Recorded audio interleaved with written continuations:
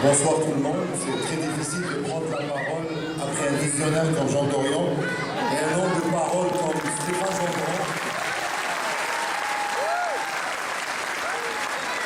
Mais quand on a fait 7000 km pour trouver le meilleur, je prendrai le risque de prendre la parole après eux. Et pour répondre à mon ami Stéphane sur son dernier point d'aller ailleurs, il y a un personnage mythique en Algérie qui est Kassi, c'est un prénom. Et on dit chez nous, venez nous tracer. Donc c'est ici que Kassi va mourir. On est venu pour y rester. On est venu pour construire un Québec. Et aujourd'hui, nous sommes des Québécois et nous avons le droit de décider de l'avenir du Québec. Ce projet de loi, pour moi, est une trahison. Et plus le temps passe, j'arrive à déceler des trahisons à plusieurs niveaux. Et je pense que Mme Marois a trahi le Québec en premier lieu, en associant des valeurs d'exclusion aux valeurs québécoises. Le Québec, il faut le mentionner quand on parle aujourd'hui de la charte canadienne, que le Québec a instauré la première charte des droits de la personne au Canada, c'était la charte québécoise qui a été instaurée en 1975. Et c'est une trahison d'associer un discours aussi discriminatoire à ce Québec.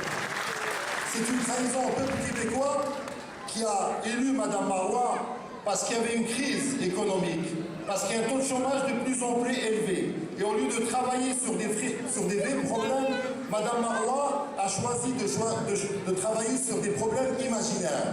Et pour moi, c'est une deuxième trahison. La troisième trahison pour moi, c'est pour le Parti québécois. Un parti dont je peux dire que j'étais encore membre il y a quelques semaines. Un parti qui a démontré à travers les mandats où il avait à gérer le Québec, qu'il a instauré la majorité des orientations socio-démocrates du Québec. Quand on parle de la santé, quand on parle de l'éducation, le Parti québécois a laissé son empreinte. Le Parti québécois a toujours été du côté de l'opprimé. Et aujourd'hui, Mme Marois a trahi le Parti québécois en le mettant du côté de l'oppresseur. Une autre trahison, c'est surtout par rapport à la souveraineté, par rapport à la mémoire des hommes et des femmes qui ont travaillé sur ce projet qui a été toujours un projet socio-démocrate, un projet ouvert à la diversité. Une souveraineté citoyenne, une souveraineté qui se base sur une langue commune qui les unit. Mais par contre, une diversité. Il faut mentionner que s'il y a aujourd'hui beaucoup de Maghrébins au Québec, c'est parce que la philosophie du Parti québécois, quand il était à sa profondeur, a permis l'arrivée de ces immigrants en adoptant des critères qui favorisent cette immigration, en sachant que cette immigration avait une religion différente par rapport à la majorité, et ça n'a jamais été un obstacle.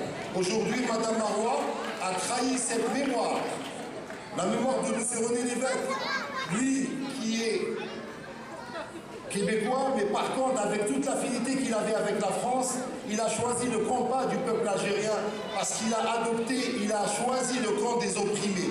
Aujourd'hui, Mme Marois et M. Drainville, qui aujourd'hui nous parlent de mettre ses culottes, je lui pose la question. En 1995, pourquoi il n'a pas fait la campagne du oui? Pourquoi il s'est caché derrière son rôle de journaliste pour ne pas, comme d'autres l'ont fait, il ne s'est jamais affiché souverainiste. La première fois qu'il s'est affiché clairement, et là vous pouvez lire un article qui reprend lui-même, qui répond à des questions. Dans l'actualité, il s'est affiché souverainiste une fois qu'on lui a proposé un poste de député dans un comté gagnant. Est-ce que c'est ça de mettre ses culottes, M. Drainville? Je suis désolé. Un dernier mot que je voudrais adresser spécifiquement à ma communauté, la communauté musulmane. Cette crise a des bons côtés pour nous.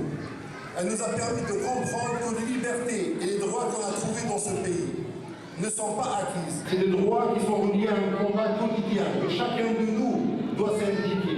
C'est très important qu'on apprend de cette crise parce que on ne peut pas nier. La communauté musulmane est visée par cette charte. Mais c'est important qu'on comprenne une chose, qu'on a l'obligation morale d'être présent, même si cette charte ne passe pas, dans tous les combats. C'est pas important qu'on partage les valeurs, qu'on partage les convictions des gens qui sont opprimés. Je suis très content de voir que chaque jour, les intellectuels québécois, des franges de la société québécoise, qui peuvent être en désaccord avec le voile, mais qui aujourd'hui s'opposent à cette C'est notre obligation morale dans les prochains combats, avec des personnes qui ne partagent pas nos convictions, d'être à leur côté, même sur la question des orientations sexuelles. C'est important que la communauté musulmane prenne ses responsabilités sur la base des droits de défendre les choix de chacun dans ce pays, de façon à ce que chacun soit libre et que la majorité pour gouverner sans opprimer la minorité.